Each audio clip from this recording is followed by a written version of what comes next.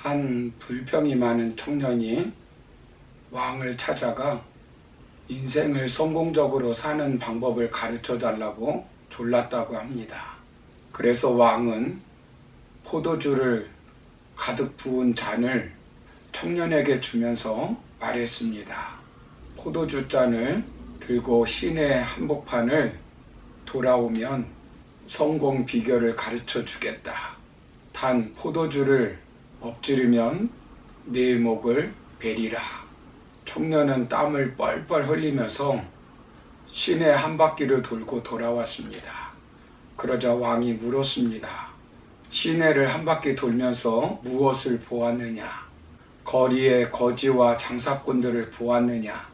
혹시 술집에서 들려오는 노랫소리를 들었느냐? 청년이 대답했습니다. 포도주 잔에 신경을 쓰느냐고? 아무것도 보고 듣지 못했습니다. 그러자 왕이 말했습니다. 그것이 바로 성공 비결이다. 인생의 목표를 확고히 세우고 일에 집중하면 주위의 유혹과 비난이 들리지 않을 것이다.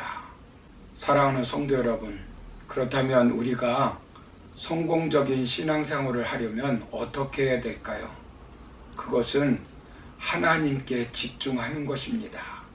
우리가 하나님께 집중한다는 것은 하나님의 말씀, 하나님의 뜻 가운데 살려고 몸부림치는 것입니다. 누구보다도 사도 바울은 하나님의 뜻 가운데 살려고 힘썼습니다.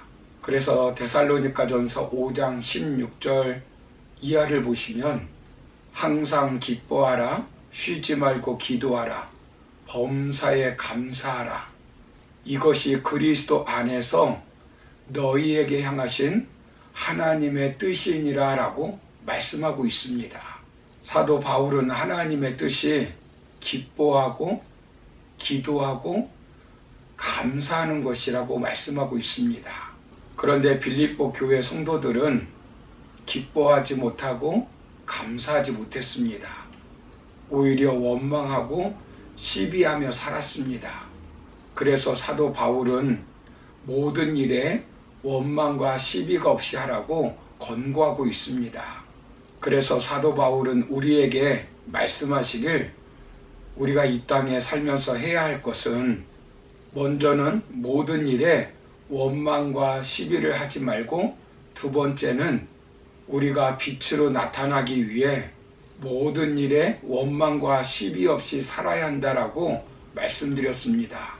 오늘 마지막으로 세 번째 살펴볼 것은 우리는 서로 자랑거리가 되기 위해 모든 일에 원망과 시비보다 기쁨으로 해야 합니다.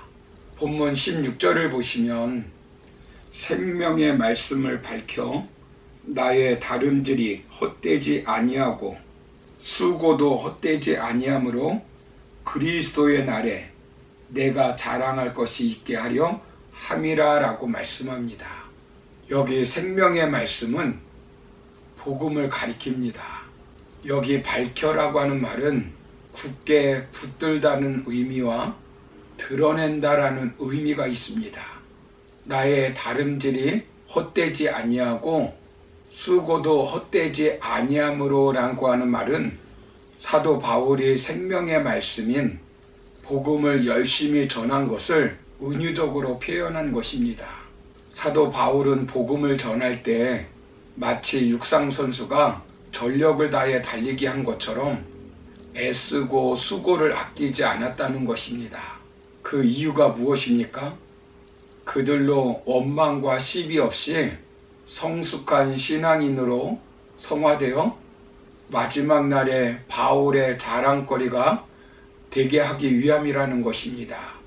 이것은 마지막 날 곧 예수 그리스도께서 재림하시는 날에 빌립보 교인들이 바울의 자랑거리가 되기 위해 모든 일에 원망과 시비가 없이 살라는 말인 것입니다.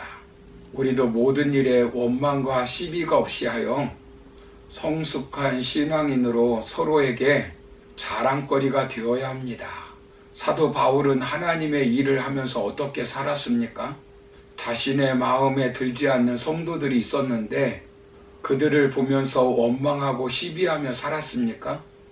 빌립보 교인들 중에 사도 바울의 마음에 드는 성도들이 얼마나 있었겠습니까? 유오디아와 순두계는 유별나게 싸워서 마음에 들지 않았을 것입니다. 자신의 마음에 드는 디모데와 에바브로디도를 소개하면서 20절에서 이렇게 말씀합니다.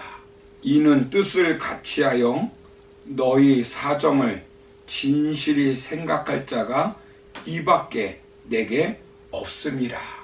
그렇다고 해서 허구한 날 사도 바울이 빌립보 교인들을 원망하고 시비하며 살았습니까? 아닙니다. 본문 17절을 보시면 만일 너희 믿음의 재물과 섬김 위에 내가 나를 전제로 드릴지라도 나는 기뻐하고 너희 무리와 함께 기뻐하리니라고 말씀합니다. 사도 바울은 기뻐하고 기뻐했다는 것입니다. 믿음을 가지고 최선을 다해 섬기면서 자신이 원하는 대로 되어지지 않더라도, 자신이 주인공이 되지 않더라도 원망과 시비하는 삶을 사는 것이 아니라 기뻐하고 기뻐했다는 것입니다. 여기서 전제라고 하는 말은 주된 제물이 바쳐진 뒤에 포도주를 부음으로 제사의 끝마무리를 해주는 것입니다. 그것은 주된 제물이 아니기 때문에 부어지고 나면 흔적도 없이 사라지고 맙니다. 그럼에도 불구하고 사도 바울은 원망하고 시비하는 것이 아니라 기꺼이 그렇게 되는 것을 기뻐하고 기뻐했다는 것입니다. 바울은 자기 자신의 죽음 자체가 주된 제물이 아니라 주된 제물이 하나님께 연락되기 위해 나중에 부과되는 관제와 같이 드려진다 해도 원망하고 시비하지 않고 오히려 그것을 기뻐하고 기뻐하겠다는 것입니다. 본문 18절을 보시면 이와 같이 너희도 기뻐하고 나와 함께 기뻐하라 라고 권면하고 있습니다. 사도 바울은 빌립보 교회 성도들도 기뻐하고 기뻐하기를 원했습니다. 이것이 바로 모든 일에 원망과 시비를 벗어난 성숙한 신앙인의 모습입니다. 성경의 인물 중 자기 기도가 응답되지 않는다고 불평한 사람의 대표자는 요나입니다. 요나는 처음부터 하나님의 말씀에 불순종하였던 사람입니다. 니느웨로 가서 하나님의 메시지를 전하라고 분명히 말씀하셨는데 그는 다시스로 가는 배를 타고 도망가다가 하나님께서 풍랑을 일으켜 바다에서 죽을 뻔하였습니다. 그러나 하나님의 섭리 중에 다시 물고기 뱃속에서 회개하고 니느웨 앞 바다에 토해냄으로 마지못해 하나님의 메시지를 전했습니다. 그렇지만 니느웨 사람들이 요나의 경고의 메시지를 듣고 모두 회개함으로 하나님이 그 뜻을 돌이켜 니느웨를 멸망시키지 않자 요나는 자기 생각대로 하나님이 허락하지 않는다고 불평했습니다. 사랑하는 성도 여러분, 아마 이것이 우리가 쉽게 저지르는 죄인지도 모릅니다. 이스라엘 백성들처럼 허구한 날 원망하며 살고 있지는 않습니까? 우리는 예수 그리스도의 보혈의 피로 구원받고 하나님의 자녀가 되었습니다. 그래서 우리는 이 땅에 살면서 구원을 이루는 삶을 살아야 합니다. 즉 오늘보다는 내일 더 예수님의 인격, 예수님의 성품을 닮아가는 성도가 되어야 합니다. 이것을 신학적으로 성화라고 말합니다. 우리가 쉽게 성화되지 못하는 것이 원망과 시비하는 것입니다. 우리가 쉽게 죄짓는 것이 원망과 시비입니다. 그런데 사도 바울은 모든 일에 원망과 시비하지 말라고 권고하고 있습니다. 그러므로 천국을 바라보고 이 땅에서 성숙한 인격을 가진 성화를 목표로 하고 살아가는 저와 여러분은 험한 세상에서 서로 자랑거리가 되기 위해 원망과 시비를 그치고 기쁨으로 섬기며 주어진 일을 감당하며 살아가시기를 주님의 이름으로 축원합니다. 감사합니다.